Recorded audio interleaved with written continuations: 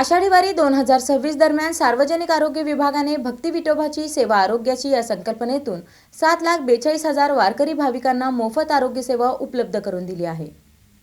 आषाढी वारी 2026 दरम्यान सार्वजनिक आरोग्य विभागाने भक्ती विठोबाची सेवा आरोग्याची या संकल्पनेतून 7,42,731 वारकरी भाविकांना मोफत आरोग्य सेवा उपलब्ध करून दिली। यामध्ये 4,447 रुग्णांना आंतररुग्ण सेवा तर 1,600 रुग्णांना पुढील उपचारासाठी संदर्भित करण्यात आले। वारी दरम्यान 40,933 ताप, 11,486 उच्च रक्तदाब, 9,973 मधुमेह, 23,102 तीव्र श्वसन संसर्ग, 19,477 अतिसार, 5,455 अमांश, 214 रस्ते अपघात, 51 हृदयविकाराचा झटका, 365 श्वानदंश, 1 सर्पदंश आणि 3 क्षयरोगाच्या रुग्णांवर उपचार करण्यात आले। उर्वरित 6,29,629 रुग्णांनाही आवश्यक वैद्यकीय सेवा देण्यात आली। वारकऱ्यांच्या सेवेसाठी पालखी मार्गावर 353 रुग्णवाहिका, 69 सुसज्ज ICU, 156 हिंदू हृदय सम्राट बाळासाहेब ठाकरे आपला दवाखाना, 215 आरोग्यदूत, 3,087 वैद्यकीय अधिकारी व कर्मचारी आणि 302 तज्ञ डॉक्टर कार्यरत होते। याशिवाय प्रथमच एअर अँब्युलन्स सेवा, आरोग्य संपन्न वारी, वेब ॲप, 24 तास ICU सुविधा, महाआरोग्य शिबिर, मोफत चष्मा वाटप, पाणी स्त्रोतांचे निर्जंतुकीकरण, डेंग्यू मलेरिया प्रतिबंधात्मक उपाययोजना, आरोग्य जनजागृती आणि डिजिटल मॅपिंग यासारख्या सुविधा उपलब्ध करून देण्यात आल्या।